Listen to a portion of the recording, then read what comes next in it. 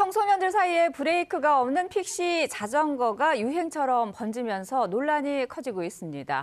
잇따라 사고가 이어지자 경찰이 집중 단속에 나서기로 했는데요. 오늘 이 문제 한국도로교통공단 대전 세종 충남지부 김세나 교수와 짚어보겠습니다. 교수님 어서 오십시오. 네, 안녕하세요. 네, 자 교수님 최근 이 픽시 자전거 사고가 잇따르면서 도로 위의 자란이, 그러니까 도로 위의 고라니를 바꿔서 도로 위의 자란이라고 이렇게 표현을 하던데요. 자전거임에도 불구하고 전문가들이 하나같이 입을 모아서 위험하다고 말하는 이유가 무엇일까요? 네, 가장 위험한 건 픽시 자전거가 브레이크가 없기 때문입니다. 이게 사실은 레저용 자전거가 아니에요. 일반적으로 그냥 사람들이 취미 생활로 타는 자전거가 아니라 경주용으로 나온 자전거입니다.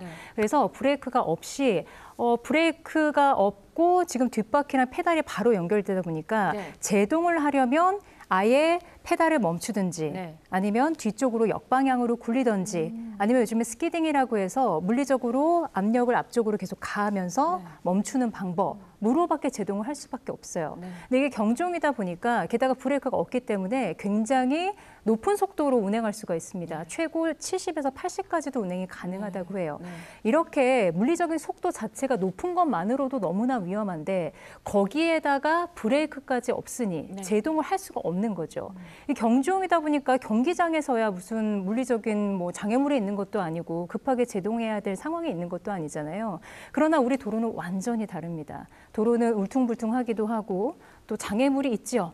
보행자도 있고 차도 있고 구조물도 있고 이렇게 위험한 상황, 멈춰야 될 상황들이 문득문득 나타남에도 불구하고 멈출 수 없다는 거. 그래서 최근에 발생한 사고 역시도 빠른 속도로 내리막에서 내려오다가 결국 제동을 하지 못하고 에어컨 실외기에 충격하면서 사망사고로 이어진 케이스였잖아요. 그래서 높은 속도와 제동할 수 없는 이 물리적인 구조를 갖춘 이 픽시 자전거. 그래서 위험하다고 할 수 있습니다.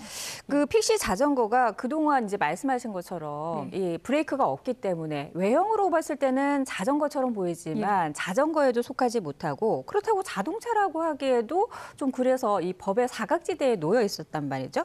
근데 이렇게 말씀하신 것처럼 사망사고를 계기로 노브레이크 픽시가 차량으로 규정이 됐다고 하는데 그러면 이제 어떻게 달라지는 건가요? 사실은 이번 사고를 계기로 해서 규정된 것은 아니고요. 원래 바퀴가 있는 것은 도로교통법상 차로 구분을 합니다. 다만 자전거 같은 경우는 자전거 이용 활성화에 관한 법률을 보면 지금 자전거에 대한 정의를 한번 읽어드릴게요. 자전거란 사람의 힘으로 페달이나 손페달을 사용하여 움직이는 구동장치와 조향장치 및 제동장치가 있는 바퀴가 둘 이상인 차로 정의가 돼 있어요. 그러나 픽시 자전거는 제동장치가 없기 때문에 자전거에 들어갈 수가 없는 겁니다. 외형은 자전거처럼 보이지만 제동장치가 없기 때문에 자전거로 분류를 할 수가 없고 그래서 자전거 도로도 이용할 수가 없어요. 그리고 자동차로서는 원래 바퀴가 있는 것들은 도로교통법상 차로 구분을 합니다. 도로교통법의 정의를 보면 1장 2조 정의 부분의 차에 대한 정의에 자전거가 들어가 있어요. 자동차, 건설기계, 원동기장치 자전거, 그다음에 그 밖에 사람이나 가축의 힘이나 그 밖에 동력으로 도로에서 운행하는 거, 이게 다 포함되어 있는 거거든요. 원래 도로교통법상 차로 구분이 되는 거고요. 이번 사고를 계기로 해서 경찰이 적극적으로 이 픽시 자전거를 차로 규정하고 단속을 하겠다라는 겁니다. 그리고 단속 근거는 도로교통법 제48조 제1항 안전운전 의무에 근거해서 단속을 할 수가 있는데요. 안전운전 의무를 보면 이것도 원문 그대로 좀 읽어드릴게요. 모든 차 또는 노면 전차의 운전자는 차 또는 노면 전차의 조향장치와 제동장치, 그 밖의 장치를 정확하게 조작하여야 하며 제동장치를 정확하게 조작하여야 하며라고 원문 그대로 나와 있어요. 그러나 픽시 자전거 같은 경우는 제동장치가 없기 때문에 제동장치를 정확하게 조작할 수가 없죠. 그래서 픽시 자전거를 일반 도로에서 운행하는 것은 안전운전 의무 위반이다라고 규정을 해서 이 단속 근거로 해서 계속 좀 적극적으로 단속할 예정이고요. 이렇게 안전운전 의무 위반으로 단속될 경우에 20만 원 이하의 벌금형에 처해질 수가 있습니다. 그리고 여기에 더불어서 지금 가장 문제가 되는 것은 성인이 아닌 요즘에는 초등학교 고학년부터 시작해서 청소년들이 많이 유행처럼 타고 있잖아요. 이렇게 미성년자들이 픽시 자전거를 이용하는 것을 계속 방치하는 것은 네. 부모들에게도 책임이 있다 해서 이것은 아동 학대죄 중에서 방임죄도 적용할 수 있다고 지금 경찰에서 밝힌 상황입니다. 사실 그 말씀하신 게 픽시 자전거가 상당히 고가더라고요. 우리 학생들이 사기에는 굉장히 부담스러운 가격이기 때문에 부모님들이 사주지 않는 이상 청소년들이 자전거를 구입해서 타고 다닌다는 게 쉽지는 않잖아요. 그렇게 부모님들이 사주는 경우도 있지만 저도 지금 뭐 여러 가지 자료들을 찾아보니까 우리 친구들 중고마켓에서 좀 저렴하게 나온 물건들을 본인 용돈을 모아서 사는 경우도 있더라고요. 그러니까 자전거도 이제 고가도 있고 저가도 있듯이 픽시 자전거도 좀 마찬가지인 것 같아요. 근데 이제 더 문제가 되는 게 말씀하신 것처럼 우리 청소년들이 이 자전거를 타면서 아무래도 이제 나름대로 좀 멋도 이렇게 좀 추구하다 보니까 있는 브레이크를 일부러 불법적으로 없애는 것이 더더욱 문제라고 하더라고요. 네, 맞아요. 있는 브레이크도 없애기도 하고 이게 사실은 제가 볼 때는 SNS에 좀 안 좋은 영향인 것 같아요. 그러니까 뽐내는 심리가 더해지면서 친구들 사이에서 좀 약간 뽐내고 싶고 자랑하고 싶은 심리가 더해지면서 좀 급속도로 남학생들 사이에서 하나의 또래 문화로 좀 정착이 된 게 아닌가 싶습니다. 그에 비해서 그 안전 교육이나 말씀하신 이 제도적인 이런 것들은 제대로 이루어지고 있다고 보십니까?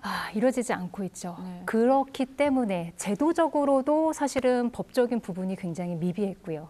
단속도 사실은 이 사고가 벌어지기 전에는 그렇게 활성화되지 않았었고 사각지대에 있으면서도 사각지대에 있는 것을 알면서도 사실은 각 집단에서 사실 손을 놓고 있었어요.